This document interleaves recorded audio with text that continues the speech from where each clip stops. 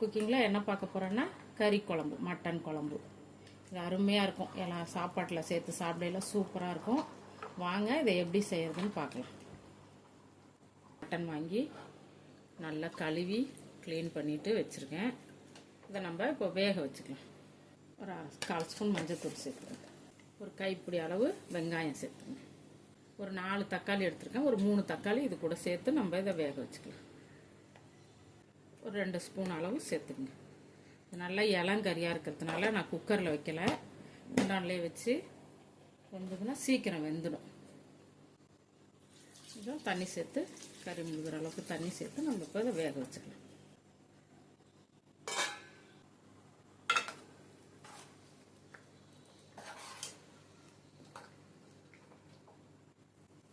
கறி கொஞ்சமாக வெந்துருச்சு. நம்ம அந்த ஸ்டவ்வில் மாற்றிட்டு வறுக்கிற மசாலாலாம் என்னென்னு பார்க்கலாம்.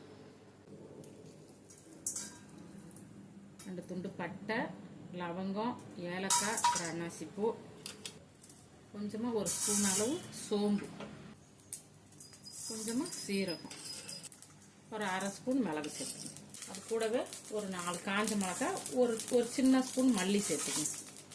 எல்லாமே 1/2 கிலோ திட்டத்துக்கு தான்.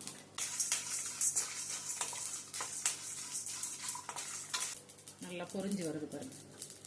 இப்போ நம்ம இதை வேறு பிளேட்டில் மாற்றிக்கலாம். கொஞ்சமாக எண்ணெய் சேர்த்துக்கலாம்.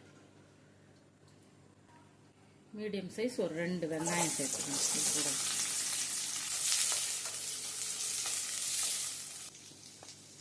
கூடவே ஒரு தக்காளி சேர்த்துக்கலாம். நம்ம குழம்புக்குள்ள தேங்காயையும் இது கூட சேர்த்துக்கலாம். சின்ன தேங்காயில் ஒரு 1/2 மூடி எல்லாம் சேர்ந்து நல்லா வதங்கட்டும். கொஞ்சமாக கருவேப்பிலை,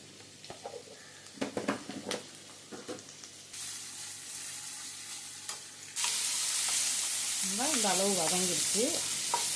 இதை நம்ம ஆற வச்சு அந்த மசாலா, இந்த தேங்காய், வெங்காயம், தக்காளி எல்லாத்தையும் ஒன்றா அரைச்சிக்கலாம். மாதிரி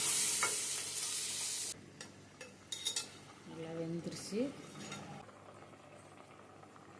இன்னும் குழம்பு மிளகாத்தூள் சேர்த்துங்க. ஒரு 2 ஸ்பூன் சேர்த்துக்கிறேன்.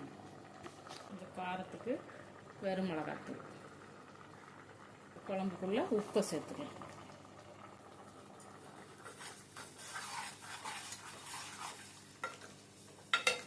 கொஞ்சம் தண்ணி சேர்த்து மிளகா வாசனை போகிற வரைக்கும் கொதிக்க வைக்கணும்.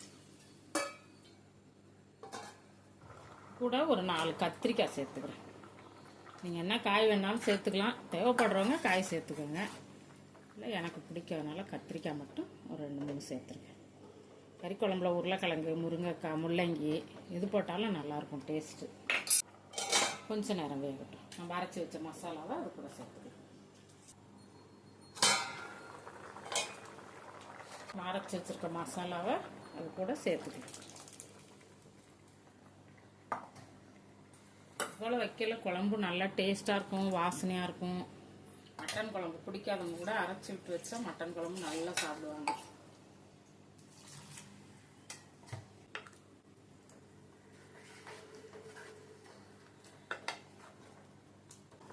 நம்ம அரைச்சி விட்ட மசாலாவை சேர்த்து குழம்பு நல்லா கொதிச்சு காயெல்லாம் வெந்துருச்சு. இப்போ இதை தாளித்து ஊற்றிடுவோம். நம்ம சோம்பு, வெங்காயம், கருவேப்பிலை எல்லாம் நல்லா பொரியல்.